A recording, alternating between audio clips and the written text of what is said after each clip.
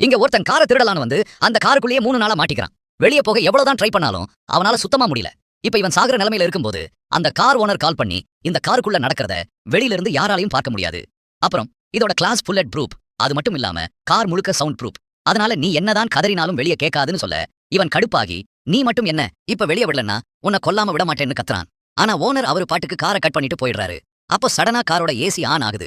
திருடன் உடனே இது ஓனர் பண்ண வேலையா தான் இருக்கும் போலன்னு நினைச்சு ஏசி காத்த நல்லா என்ஜாய் பண்ணிட்டே இருக்கான். ஆனா கொஞ்ச நேரத்திலேயே கார் டெம்பரேச்சர் பயங்கரமா குறைய ஆரம்பிக்குது. இவன் உடனே குளிர் தாங்க முடியாம சட்டை எடுத்து போட்டுக்கிட்டு ஏசில பேப்பர் வச்சு மூட பாக்குறான். ஆனா எதுவுமே வேலை செய்யாம கொஞ்ச நேரத்திலே குளிர்ல சாகுற நிலைமைக்கு போயிடுறான். அப்போ ஓனர் ரிமோட் கண்ட்ரோல் மூலமா ஏசியை ஆஃப் பண்ணிட்டு மறுபடியும் கால் பண்றான். இந்த திருடன் உடனே எனக்கு குடிக்க கொஞ்சம் தண்ணியாச்சு குடுங்க இல்லன்னா நான் செத்துருவேன்னு சொல்றான். ஆனா ஓனர் எதுவுமே சொல்லாம மறுபடியும் போனை கட் பண்ணிடுறான். இப்போ இவனுக்கு தப்பி போகணுங்கிற நம்பிக்கையே போயிடுது. அப்போ சடனா அங்க ஒரு போலீஸ் கார் வருது. உடனே இவன் கண்ணாடி எல்லாம் குத்தி ஹெல்ப் பண்ணுங்கன்னு கதறான். ஆனா வெளியில இருந்த போலீஸ்க்கு எதுவுமே கேட்கல.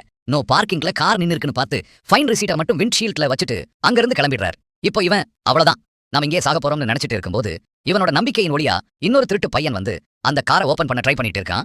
ஆனா அவனையுமே கொஞ்ச நேரத்துல அங்க இருந்தவங்க பார்த்து போலீஸ்க்கு புடிச்சு கொடுத்துறாங்க.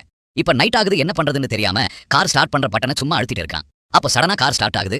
உடனே காரை ரிவர்ஸ் கியர்ல போட்டு வேகமா போய் ஒரு போஸ்ட் கம்பல மோதிடுறான். அந்த ஆக்சிடென்ட்ல விண்டோ கண்ணாடி உடைஞ்சிருது. இவனும் அதுல இருந்து வெளியே வந்து தப்பிச்சிடுறான். இதை பார்த்துட்டு ஹார்ன் அடிச்சிருந்தா தப்பிச்சிருக்கலாமேடா இன்னும் நீங்க கேட்கலாம். ஆனா கார் உருவாக்குனவர் சவுண்ட் வெளியே கேட்க கூடாதுன்னு சொல்லி ஹார்னையும் உள்ளேயே டிசைன் பண்ணி வச்சிருக்காராம் போல. அதனாலதான் கடைசி வரைக்கும் அவன் குரல் யாருக்கும் கேட்காம இந்த கதை இப்படியே ஒரு பயங்கரமான ட்விஸ்டோட முடிஞ்சிருது.